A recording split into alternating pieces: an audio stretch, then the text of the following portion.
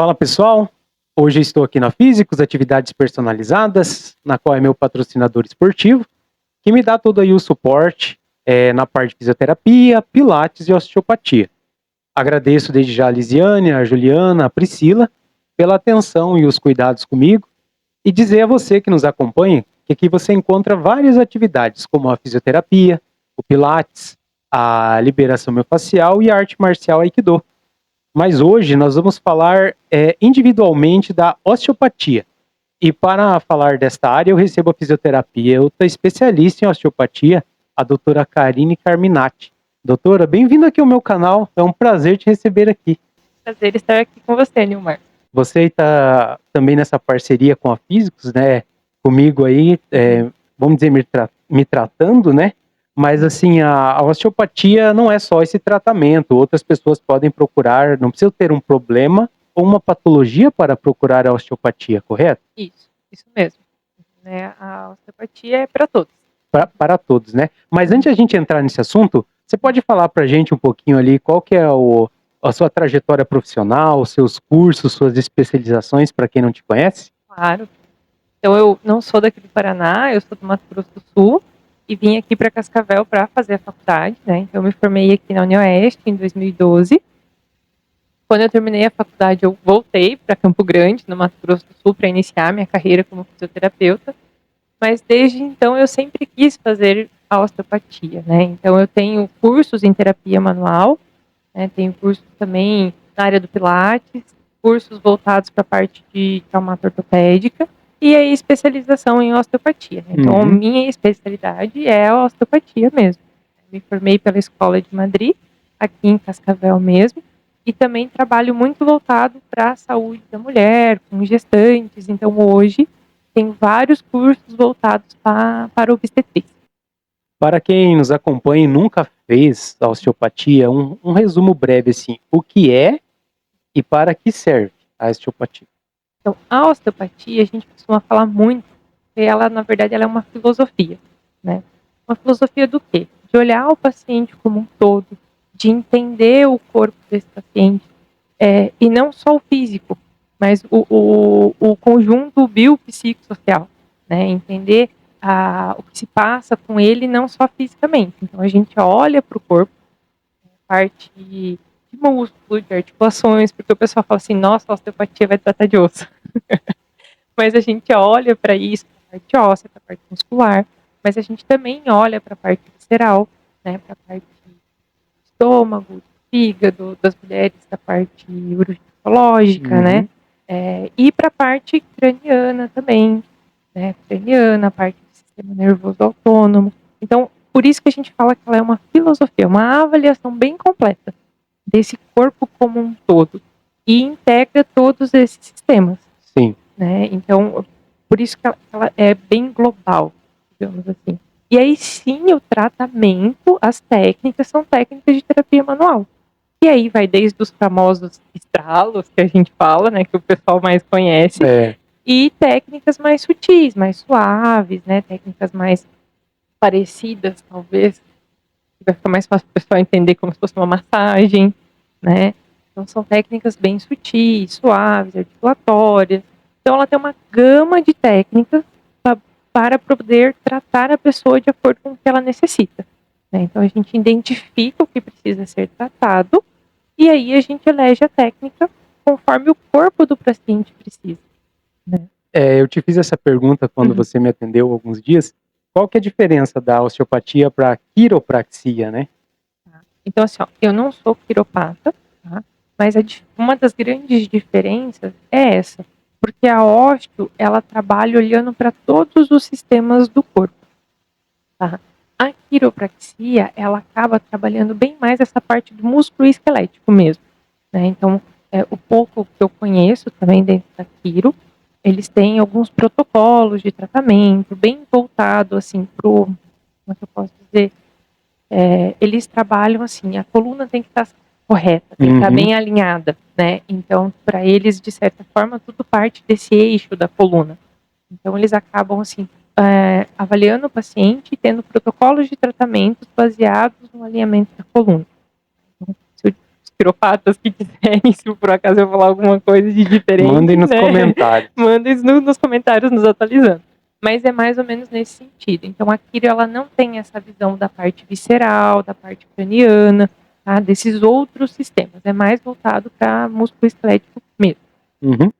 E para quem vai fazer o primeiro atendimento com a Karine, como que é o procedimento, a anamnese, como é que funciona para receber esse paciente? Às vezes ele tem uma patologia que não sabe, daí você vai atender ele e vai procurar saber o que é, porque normalmente ele não sabe dizer, né? Geralmente, assim, alguns pacientes vêm até com alguns diagnósticos já Uhum. dos médicos. Igual eu, né? Cheguei, tô com dor no joelho.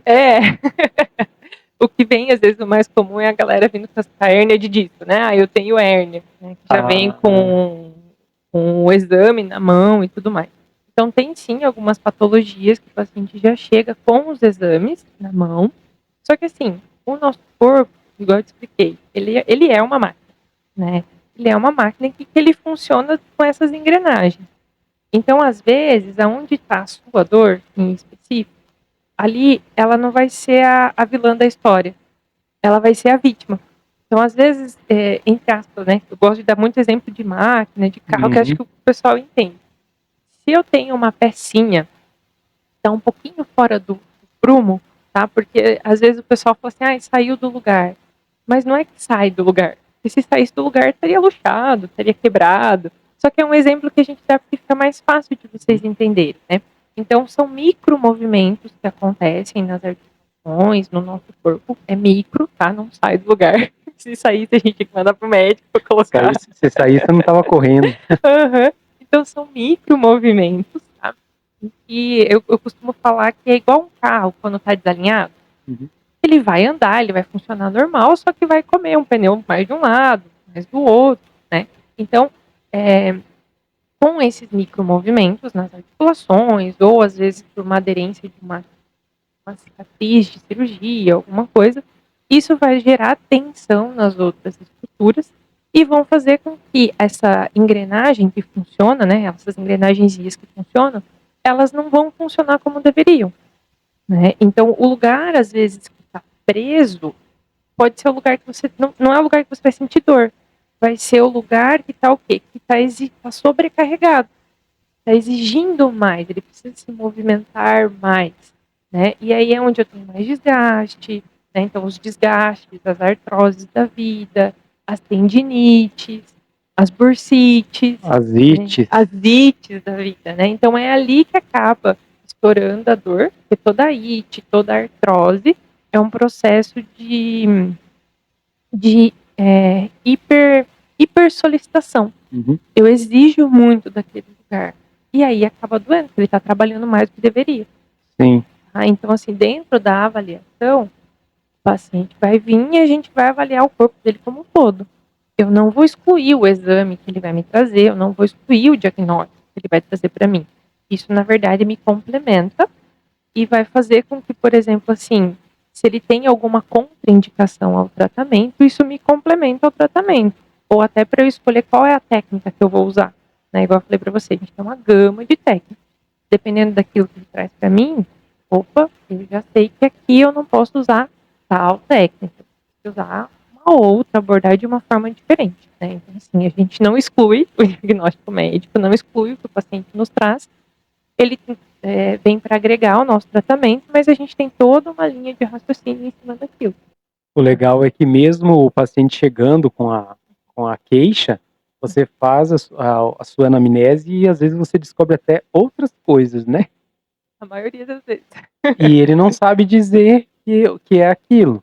Sim. Por exemplo, eu estive com você aqui e eu falei que tinha a enxaqueca. Uhum. Só que você, antes disso, acho que você falou, não, só de encostar ali eu já vi que tava meio estranho.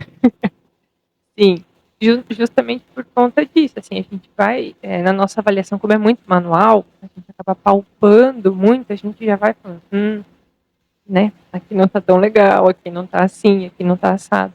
E a maioria dos pacientes, Nilmar, eles têm várias queixas associadas. Né? Então, assim, não é só uma dor no joelho. Aí a gente começa a conversar, vai descobrindo que tem uma dor de cabeça, tem isso, tem aquilo, Então, assim, a gente vai pescando as coisas no meio, sabe? Uhum. E é igual, como eu comentei, no dia que a gente fez a associação, o quadril não estava muito legal, né? Deslocado, né? E aí, o que que acontece? A nossa cabeça, ela fica apoiada na coluna. E o início da coluna, a gente tem o ossinho sacro, que fica, né, ele fica ancorado entre os ossos da bacia, né, para o pessoal entender mais. E acima dali a gente tem a coluna. E a cabeça se apoia na coluna. Então, se eu tenho algum desequilíbrio na pelve, né, esses ossos da bacia ou do sacro, eu vou gerar um desalinhamento nessa coluna que vai gerar tensões podendo chegar até o crânio. E aí, às vezes, o paciente tem dor de cabeça, tem dor na cervical e acha que é só ali que eu tenho que olhar, né? Então, assim, lógico, eu olho o local, mas às vezes essa causa está em outro, né? Por isso que a gente olha o todo e sempre vai descobrindo uma coisinha aqui, uma coisinha ali. E Uhum. o bacana também é dizer, então, que antes disso também procurar fazer um trabalho de reforço muscular, uma academia, ou pilates. Eu gosto sempre de falar assim, que a osteopatia, ela vem para ajudar a reorganizar o corpo. Brincou, o alinhamento, o balanceamento. Você falou para mim, vamos fazer um alinhamento? Eu falei, e balanceamento. É mais ou menos isso. Só que assim, o nosso corpo, ele se adapta, ele tem tensões e quem ajuda a segurar tudo isso é a musculatura. Então não adianta eu vim, por exemplo, igual você veio, a gente fez a sessão, né, realinhou e balanceou, então a gente reorganizou as estruturas e você começar a treinar sem ter um reforço muscular específico. Então isso pode voltar, porque ela pode ser, portanto, essas descompensações. Elas podem vir tanto por algum tipo de trauma específico, eu caí, eu torci o joelho, eu fiz alguma coisa assim, ou eu posso ter fraquezas musculares, né? E para vocês que correm, isso é muito importante, porque vocês compensam, vocês exigem muito dessa musculatura.